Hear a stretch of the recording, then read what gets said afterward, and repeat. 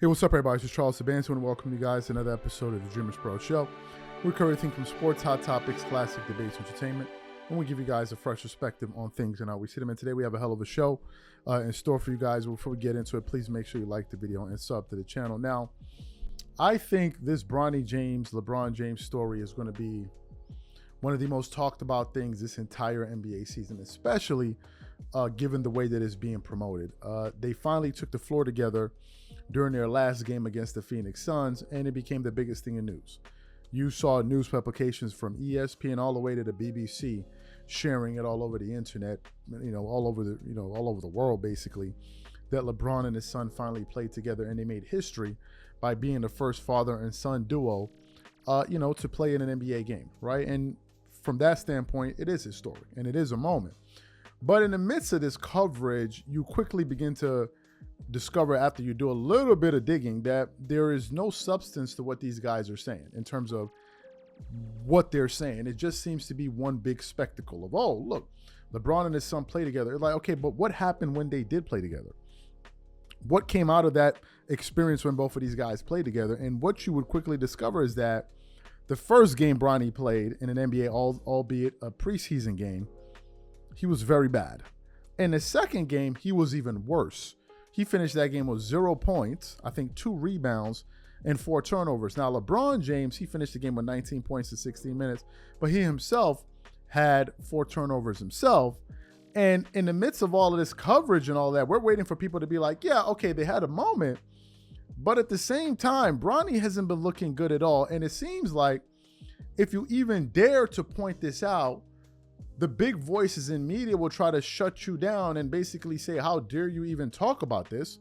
You ought to just be happy that LeBron and Bronny James are having this moment. And some of the biggest voices doing this are Stephen A. Smith and Shannon Sharpe. Yesterday, they had a segment on ESPN called Quick Hitters, where they were rapid fire responding to a bunch of different topics. And one of those topics was Bronny James and LeBron James having a moment. In the midst of that, Stephen A. Smith decides to start scolding people that are a bit skeptical about this pairing, especially Bronny James' ability to play as a basketball player. And then Shannon Sharpe jumped in and basically started calling people out for daring to even take a holistic approach to this situation of LeBron James and Bronny James playing on the floor together. But before we even get into their comments, today's video is brought to you by sponsor PrizePicks, which is the largest daily sports platform in North America. PrizePicks is America's #1 daily fantasy sports app with over 5 million active members. PrizePicks makes it easy to get real money action on sports and players you love. Pick more or less on 2 or more players in any sport to win up to 100 times your entry fee. For example, here's a possible winning player projection lineup: Tyreek Hill for more than 90 receiving yards and Dak Prescott for more than 263 passing yards, Josh Allen for less than 240 passing yards, and CB Lamb for more than 96 receiving yards. And if you're like me and you want to play safe, you will love the new features PrizePicks invented: Flex Plays. Flex Pays are the safest way to play PrizePicks.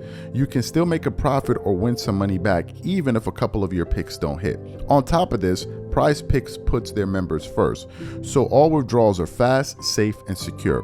When my picks hit, I can get my money in as quick as 15 minutes. So download the PrizePicks app today and use code CLNS to get $50 instantly when you play $5. That's code CLNS on PrizePicks to get $50 instantly when you play $5. You don't even need to win to receive the $50 bonus. It's guaranteed. And remember, whenever you support this sponsor, you're supporting this channel. Thank you. So what we want to do now is we're going to play what these gentlemen had to say on ESPN First Take yesterday, and then we're going to come back and react to their comments. Take a listen to what these gentlemen had to say here. I mean, it's surreal. I mean, I think we've only, in modern time, I remember when King Griffey Jr. and his dad was on the field together with the Mariners, and to see this, I never thought it was even possible, because that means Senior is going to have to play well enough, long enough, in order for Junior just to make it to that point. It's an unbelievable feeling. And guess what, Stephen A.? I believe the first game of the season they're going to play, I will be at that game. Now, run tell that. October 22nd, Shea going to be in the house, for sure. Well, first of all, I find it very difficult to believe that you're going to make the game. I got to see it to believe it, because you're a hater. With your damn schedule, who knows whether or not you're going to be there. I'll probably be there. But I will say this. I just want to take a moment to say this in all seriousness. You know, we could talk about how surreal the moment is. I've been very disgusted at the cynics out there who've gotten at LeBron about this. I want to remind everybody who we're talking about here. We're talking about somebody where you can make a legitimate argument. There is no one who has done more for the game of basketball in the modern era. Yes, I could be critical about some jump shooting. I could be critical about him having a podcast when he knows his coach is on a hot seat and stuff like that. But make no mistake about it, I don't slip when it comes to recognizing A, his greatness, and B, what he has meant for the game of basketball. He's earned the right to facilitate his son being a teammate of his. The Golden State Warriors, as recently reported, was considering taking Bronny James, but out of respect to LeBron James and his wishes, didn't do so according to the reports, which is why he ended up going number 55 to the Los Angeles Lakers. Let's understand that while Bronny has a lot to prove, and we're wishing him nothing but the best and all the luck in the world, LeBron James has earned the right to have the kind of cachet that could manipulate the proceedings to such a degree. This man is one of the top 2-3 greatest players in the history of basketball, without question. But what he has done as an ambassador of the game, he's earned the right to have himself in this situation for his son to be on that basketball court with him. If it was somebody else, we wouldn't be saying it. Let's make sure we say that about LeBron James. He deserves this. He's earned it. He's done that much for the game. Stephen A., we see it all the time in coaching. We see it all the time in front offices. Yeah. They do it all the time. They got 3-4 of their sons in coaching. They got 3 or 4 of their family members in the front office, and we don't bat an eye. Now all of a sudden, for the first time in NBA history, oh man, it's nepotism. Half the corporations is nepotism. They got family members working. We're gonna move on, Molly. We're gonna move on. So you heard what Stephen A. Smith and Shannon Sharpe had to say there in response to the critics. What are my thoughts about this? To me, I believe that whenever you have voices like the Stephen A. Smiths and the Shannon Sharpes, whenever you have these type of people refusing to actually call it like they see it, I believe that they are debasing themselves.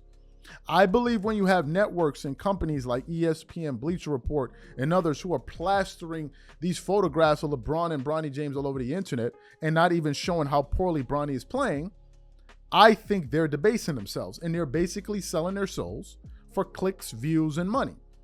They're not really analyzing sports. Because if you analyze what we're seeing, what you'll quickly discover is Bronny doesn't really seem to be that good. He doesn't seem to be that good. And the Lakers even considering to play him on a consistent basis speaks to the flagrant lack of concentration and seriousness of the Lakers organization. You cannot tell me that you want to win championships and you're all about championships, and then you have Bronny James playing 13, 16 minutes a night. Now, granted, it's a preseason game. I don't expect to see that. We've also heard that Bronny James is going to go to the G League once the season commences, but we've also heard that he's going to be playing with LeBron James on opening night. So that tells us that this is a spectacle. And given the fact that it's a spectacle and it has very little to do with substance, you can't then turn around and tell people to shut up who are calling it out because of your refusal to do so.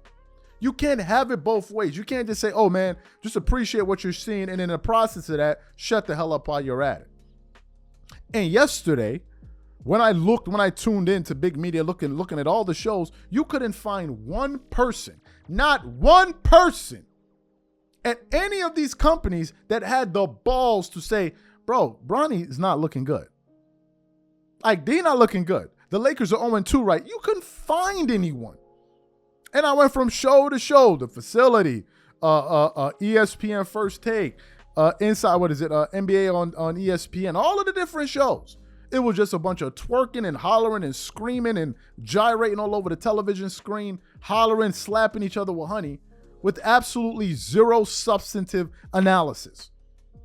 And now they're making it seem like all of a sudden you are against father and son relationships if you call out the fact that Bronny James is not playing well. Let me ask y'all a question. Some of those other NBA players, the other 448 players that are in the NBA, that are all men, And when we call them out, oh, you're not playing well, you're not playing. Don't they have fathers? So we're against father-son relationships? Or are you telling me that Bronny James and LeBron James should be off limits? And the question is why?